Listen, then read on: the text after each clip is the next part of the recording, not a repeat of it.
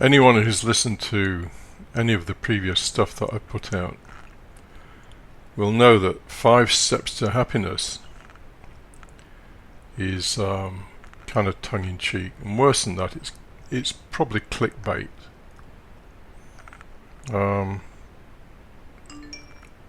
It's unlikely that I'll ever produce a genuine podcast on the 5 Steps to Happiness because there aren't any. So what the hell is this about? Well, in the main, it's an attempt to destroy the notion that there are 5 steps to happiness, or any number of steps to happiness.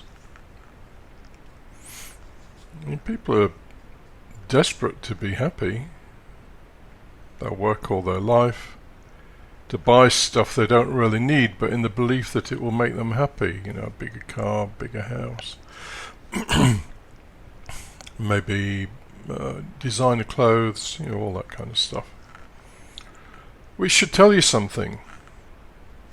What it tells you is that actually we're kind of machines. We are in, I forget the exact word for it, but in evolutionary psychology we are just, you know, really seen as gene carrying machines. I say there's a word for that, but I can't remember it. So your whole mechanism, or more or less the whole of your mechanism, is geared toward procreation, to pass on your genes, and your personal survival. And the more those things are ensured, the happier you will be. They're simple. 1 step to happiness. Just constantly increase your survival chances and your probability of procreating, passing on your genes. And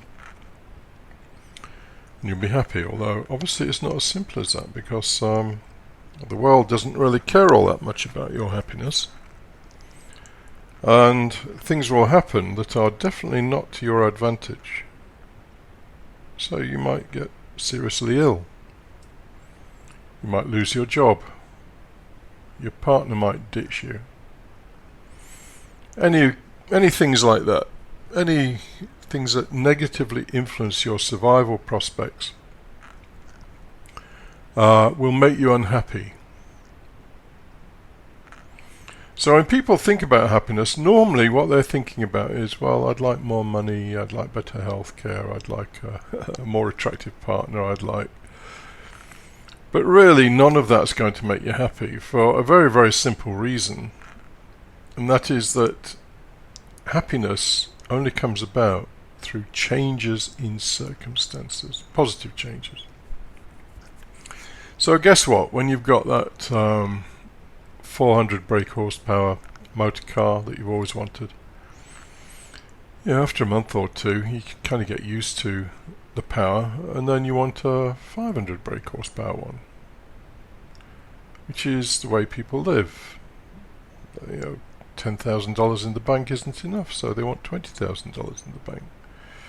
2 sexual partners are not enough, so they want 10 sexual partners.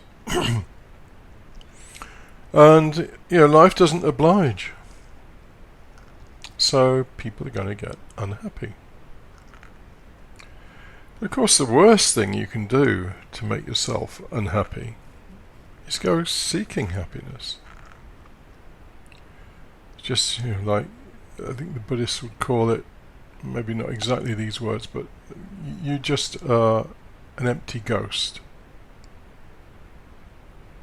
You act like you've got nothing, always seeking something outside to make you happy. Now, it just so happens that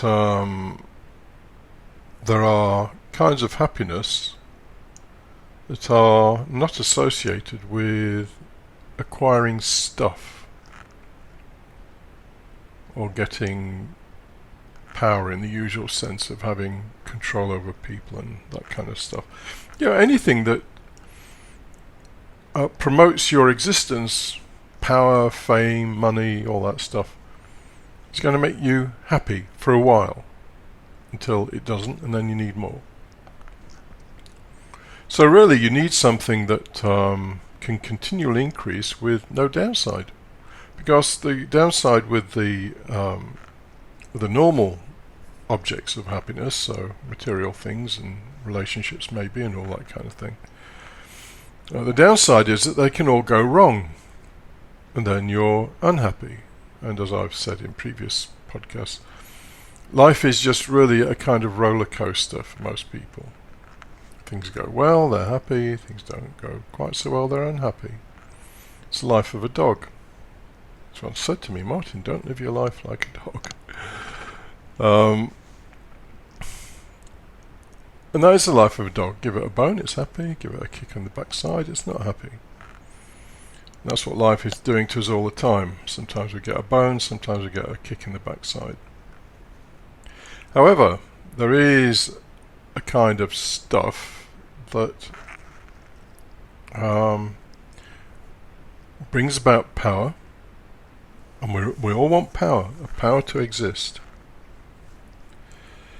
Various people have stated it differently. Nietzsche's statement is probably the most powerful, the will to power.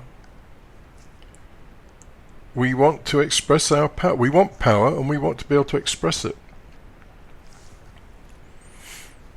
So the highest kind of power, believe it or not, is knowledge and understanding. It doesn't have any downside.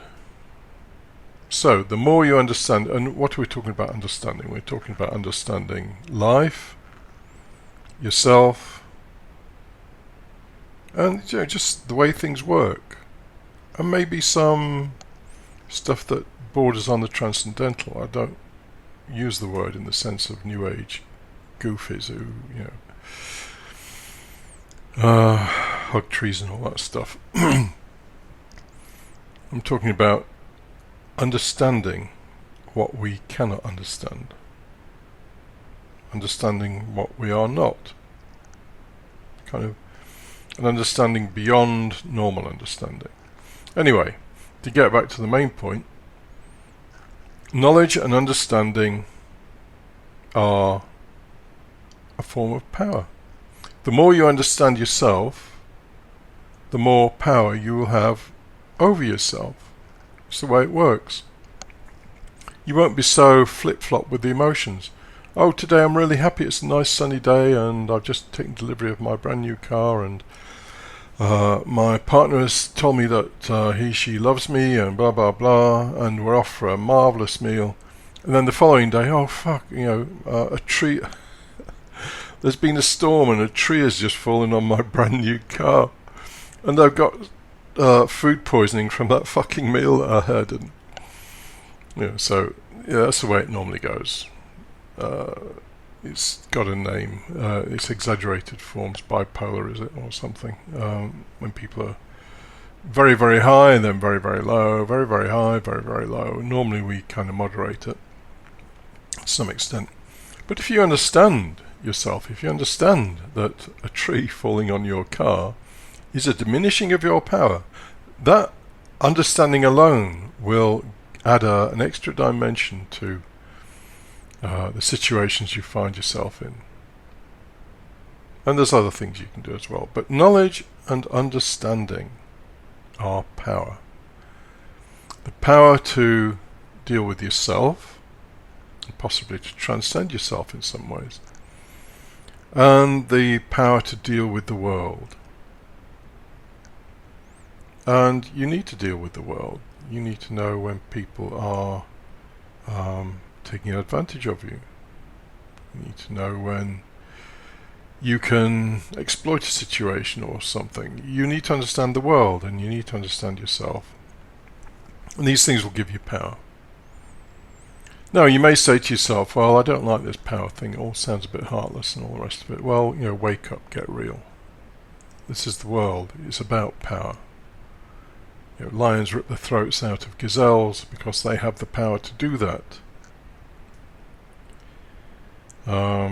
Endless examples of power. Volcanoes blow up islands and kill people because they have the power to do that. Somebody commented on one of the podcasts I did. Got nothing better to do, I guess. Criticising my throat clearing. Well, fuck it. I clear my throat. If you don't like it, just switch off. Anyway, where are we? Yes, knowledge and power. Yes, knowledge and power and understanding and power. And they have no downside. There's no downside to knowing about yourself, believe it or not. And there's no downside to understanding the world. And guess what? Every day you can learn a bit more. It's not as though there's a ceiling on it. So you get up to a point and you think, well, I understand all that now, and what the fuck else am I going to do? No, there's always a lot more to understand. And if if you think you understand, then I can assure you, if you don't understand Kant or Heidegger or people like that, you don't understand. I mean, that's the basic dynamic of the whole thing. Of course, this channel is called Negative Philosophy. If we're going to be happy through the acquisition of power, through understanding and knowledge, then there's a whole pile of shit we have to drop. I've talked about this before, so I'm not going to go into details, but your thoughts, your expectations, your emotions, your desires are all conditioned by external factors. So in truth, you are a created entity, created by society, culture, whatever word you want to use. And the you that is in there, that is genuine and so on, is kind of covered over and forgotten about. And all that cultural conditioning has no other aim than to diminish your power so that you can serve others and to enhance the power of others. So be prudent, be patient, be humble, be charitable, be whatever, all that stuff. Do all those things because it diminishes your power and makes you a willing servant, willing slave. So this deconditioning comes into the whole thing. Now, I can't lie, the deconditioning is or can be fairly painful stuff, because what you thought was a wonderful trait of yours turns out to be your worst feature. Maybe a people pleaser. Oh, I'm always caring for people. Those people don't really want your fucking caring. They're sick of it. But you flatter yourself, I care for people, I love people, blah blah blah. And that actually, although you don't see it, was brought about because that's what you had to do as a child, maybe, with your siblings or your parents. And you've taken it into later life, and it makes you miserable in truth, although you can't be honest about it. And so stripping away that thing that you think makes you special is going to be a bit painful.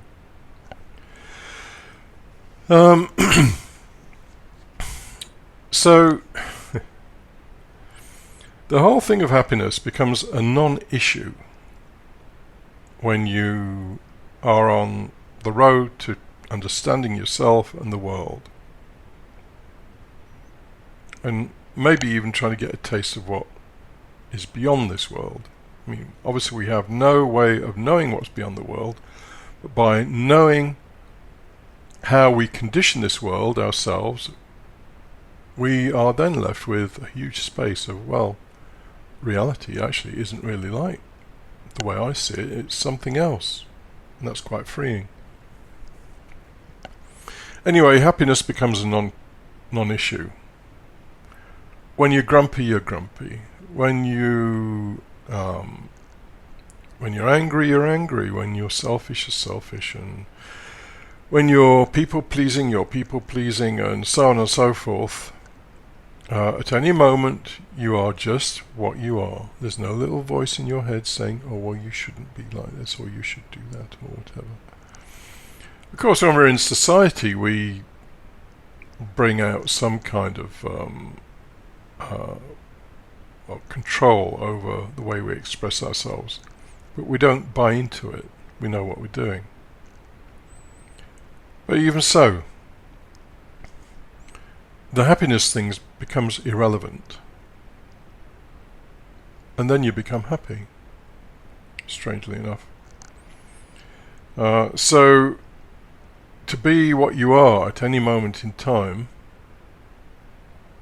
and this is a practice that the people on Patreon have, at any moment in time, say to yourself, how am I feeling right now? And try and be honest about it. So how am I feeling right now? I want to get this podcast over and done with. I'm fucking sick of it. You might be thinking, what is this guy fucking wittering on about?